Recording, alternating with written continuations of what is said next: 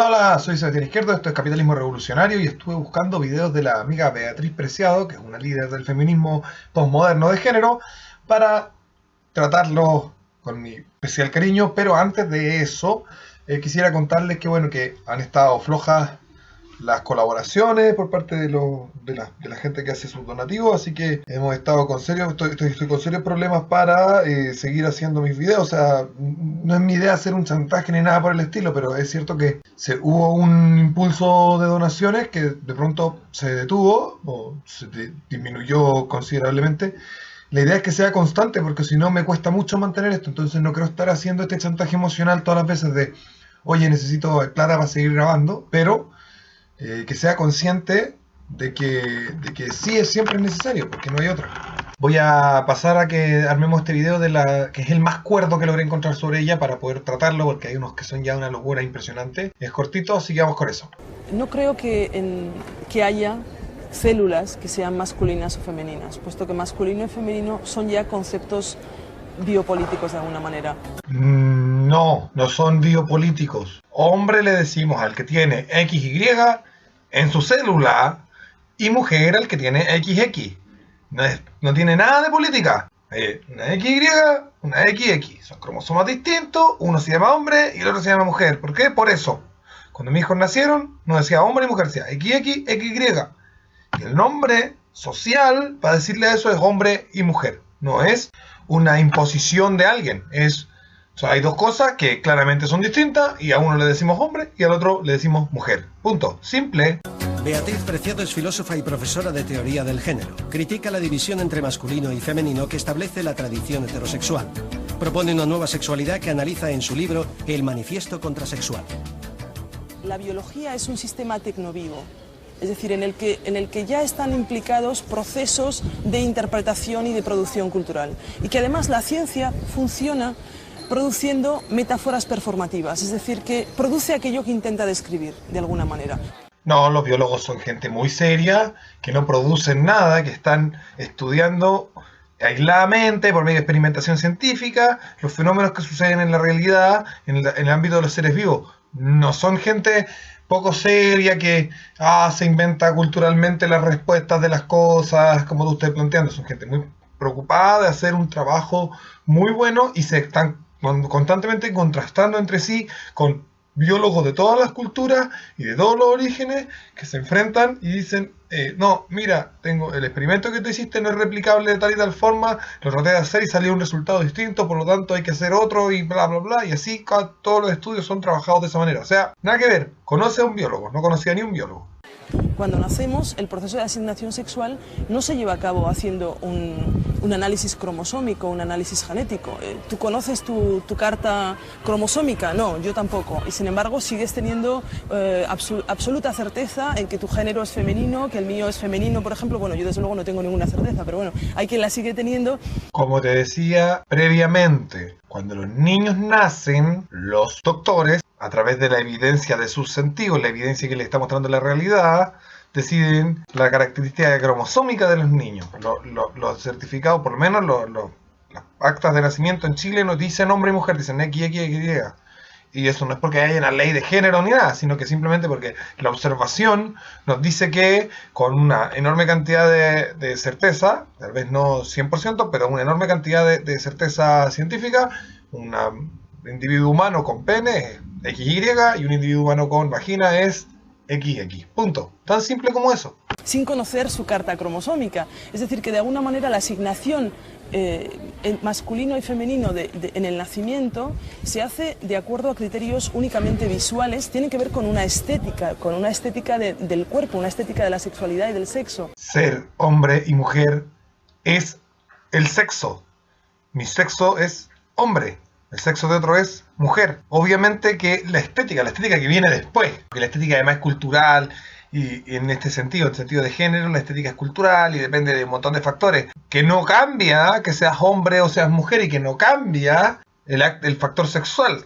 Sexualmente eres hombre o mujer y no puedes tener otro sexo, no existe, no hay posibilidad porque los seres humanos somos un primate de la familia de los homínidos que venimos con XX y XY que definen nuestras características sexuales, es decir, que definen el sexo. En principio lo que tenemos que aceptar es que hay una multiplicidad. El cuerpo es múltiple, el cuerpo es plástico y tiene una multiplicidad de expresiones que no se pueden reducir únicamente a lo femenino y lo masculino. Bien, la categoría de género precisamente se inventa para reducir esa multiplicidad a la masculinidad y la feminidad. No, la categoría de género, que ni siquiera es categoría, porque en el momento que el ser humano lo descubre, ni siquiera tiene noción de la existencia de categorías, así que por lo tanto es una denominación. Y esa denominación es descriptiva, enteramente descriptiva. No tiene otra función. El cuerpo, claramente, el cuerpo es plástico, el cuerpo hace un montón de cosas, está bien, estoy de acuerdo. Plástico en el sentido, ¿no es cierto?, metafórico, porque en términos reales somos de carne, hueso, pellejo, órganos, etc. Pero en el sentido de que, claro, uno puede jugar a la pelota, el otro puede jugar básquetbol, yo puedo elegir andar en bicicleta, tú puedes elegir caminar, etc.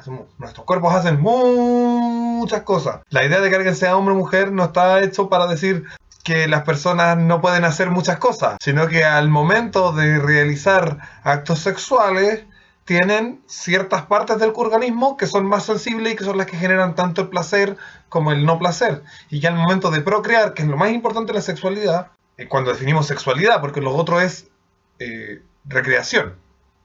La sexualidad como tal es procreativa. Y el ser humano tiene una sexualidad procreativa a través de espermatozoides en el útero. Por lo tanto, la función de la existencia de un útero, trompas de falopio, ovario, vagina, pene, testículo, etc., es fundamental para la existencia del ser humano.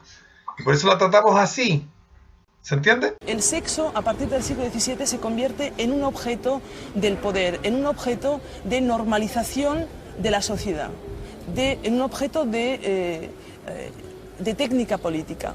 Aparecen, por ejemplo, las identidades sexuales que no existían hasta entonces, es decir, la aparición de la heterosexualidad y de la homosexualidad como identidades sexuales normales o perversas es una invención de la modernidad. Bueno, ahora voy a tener que mandar a la flaca a leer un libro de historia.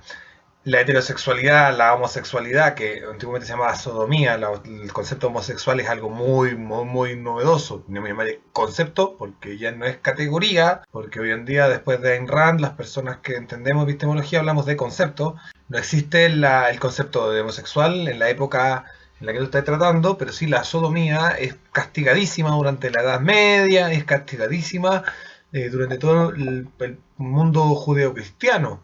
Por lo tanto, decir que esto nace en la edad moderna, así como que de pronto aparecen las categorías de la sexualidad. No, se categorizan positivamente en ciertos momentos, pero las conductas han existido siempre y donde la época en que más fueron castigadas es precisamente la Edad Media. Por otro lado, el salto de uso de la palabra de sexo, porque primero usa sexo, es decir, como ese atributo personal referente a la reproducción, es decir, yo sexo masculino, es decir, yo soy uso para tener hijos mi pene, al sexo como acto, es decir, al acto de tener sexo que implica características recreativas o no, reproductivas o no, y que puede ser oral o lo que sea, todo lo demás, hay un salto aquí de usar la misma palabra en dos significados, como si estuviera usándolas para el mismo, de tal manera de construir un argumento totalmente falaz. Si pensamos en esas nociones absolutamente reductoras de cerebros masculinos, femeninos y de ciertos órganos, por ejemplo, pensemos en el absurdo de científico-político, si quieres, de pensar algunos órganos, por ejemplo el pene, como un órgano masculino.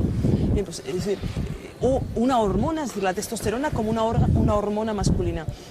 Hay una obsesión también en todo el discurso de Baron Cohen por la testosterona. Creo que la testosterona es una hormona sobre la que vamos a hablar mucho a partir de ahora. Va a ser una hormona fundamental porque es uno de los enclaves biopolíticos más importantes. Es una de las hormonas que tiene que ver con la construcción biopolítica de la masculinidad y, por tanto, una hormona que ha estado hasta ahora en una citadela prácticamente, como una fortaleza biopolítica. Cualquier hombre hoy puede acercarse a una farmacia, comprar unas píldoras y comenzar un proceso de feminización. Mientras que la testosterona no la encontramos en libre mercado, es decir, la testosterona está hoy todavía regulada, su acceso está regulado por un conjunto de sistemas políticos estatales y hay que pasar una serie de criterios que tienen que ver con la psiquiatría transexual para poder acceder a la testosterona. Falla la flaca, falla en decir que la testosterona es mucho más peligrosa que las hormonas femeninas en su uso, por lo tanto, por eso está más regulada. Produce efectos muy potentes sobre el organismo que pueden llegar incluso a la muerte. La gente usa testosterona para usos súper absurdos y termina dañando de forma muy potente su cuerpo. Yo no estoy de acuerdo con que haya sustancias prohibidas, lo he dicho en varios videos, pero cuando se prohíbe una sustancia no es para discriminar a un género, sino precisamente, o a una raza o lo que sea, sino porque la superstición está en que si se prohíbe algo va a dejar de existir.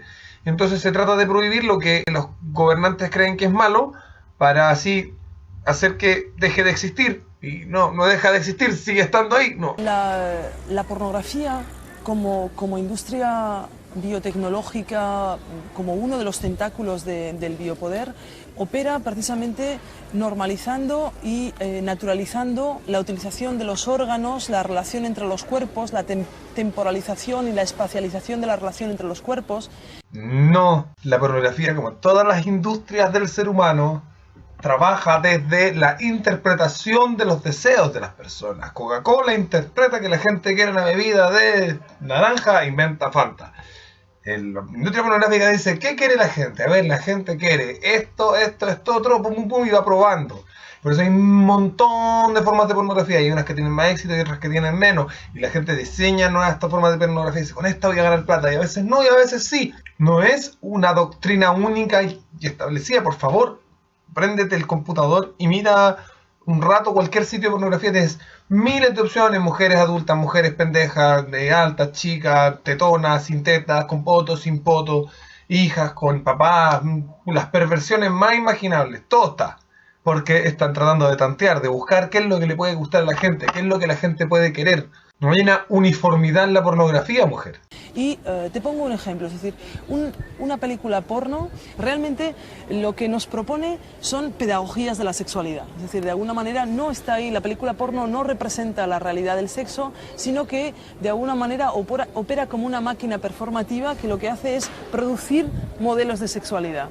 Es decir, nos dice exactamente cómo debemos utilizar los órganos, en qué situaciones debemos utilizarlos, con quién debemos utilizarlos, en qué lugares. Es decir, establece toda una serie de distinciones entre espacios públicos y espacios privados, órganos sexuales y no sexuales. La mamada, digamos, la felación, aparece como una técnica específicamente sexual que además requiere todo un conjunto de aprendizajes. Y para ello, pues la película, por ejemplo, Garganta Profunda, va a enseñar a las mujeres americanas y después, de alguna manera, casi con una pedagogía pornográfica global, va a enseñar a las mujeres de todo el mundo cómo hacer correctamente una felación. O sea, el nivel de locura es impresionante. O sea, decir que ella no está entendiendo el proceso, no está entendiendo el fenómeno. No es que la película que ella nombra se haya creado con la intención de promover una cierta forma de sexualidad. Se hizo, como se han hecho millones de películas, tratando de tener éxito y ganar dinero. Y las personas, los clientes, es decir, la audición, las personas que ven este tipo de cine, decidió que esa película le gustaba. Y así como la gente se termina disfrazando de Star Wars, o de Star Trek, o del Señor de los Anillos, la gente termina aprendiendo las cosas que salen en esa película e intentando hacerlas por sí misma. ¿Por qué? Porque esa película le gustó en primer lugar. Nadie le obligó a verla y podría haber visto un montón, un abanico gigante de películas del mismo género, de distintas formas, con distintas performances. Por lo tanto, tu postura de que una película impone una performance cuando la película está en competencia con otras películas y con otras performances es absurda. Tenemos una película que tiene éxito porque la performance presentada es atractiva al público y el público entonces decide imitar aquella performance. No es al revés como tú lo estás planteando. Algunos científicos han aprovechado de alguna manera ese miedo que hubo en el feminismo de los años 80 a confrontarse con el cuerpo, con la corporalidad, porque parecía inmediatamente llevarnos hacia un determinismo naturalista, un determinismo anatómico en el que parecía que ya no podíamos hablar más que de hombres y mujeres, de vaginas y de penes, ¿no? Yo creo que el reto del feminismo contemporáneo es repensar precisamente la corporalidad, repensar las células. Yo hablaría de una micropolítica de las células, si quieres. No, flaca. No existe una micropolítica de las células. Dejen de creer que todo es política. Me dejé crecer el pelo del ala, soy política. Estoy mostrando la teta en la calle, soy política. No, nada de eso es político. Solamente da risa. No existe en las células la política de las células. Eso lo creen solamente ustedes y la Iglesia Católica, que quiere prohibir, no sé, el experimento con células madre. Y ustedes quieren prohibir o imponer que las células son asexuadas. No, no lo son. Las células humanas tienen X, Y. Entonces, hay que entender que la palabra sexo tiene dos significados. Y esta mujer totalmente asume esta falacia de la cual no recuerdo el nombre, que es tomar una palabra que tiene dos significados y usar los dos alternativamente, como si se estuviera usando el mismo. Y con eso entonces se logra enredar el cerebro de que interlee, pero no funciona con todo. Yo me di cuenta casi de inmediato cuando vi el video. Usamos sexo como atributo de la persona respecto a sus capacidades reproductivas y sexo como acto, ya sea reproductivo o de imitación recreativa de actos reproductivos con variaciones creativas para mayor placer. Dos cosas distintas. Bueno, chicos, ojalá que no nos domine la micropolítica celular, así, la dictadura de la micropolítica celular y una ameba en el poder. Y bueno, esta gente que habla de la pornografía, de la sexualidad, todo, me parece indicar que nunca han tenido sexo, que jamás han visto una página o una pornografía en general, cosa que todo el mundo ha hecho, incluso personas como yo que no somos muy afines, no es algo que me guste mucho, pero todos hemos visto, ¿no es cierto?, la enorme multiplicidad de oferta que existe en la industria de la pornografía.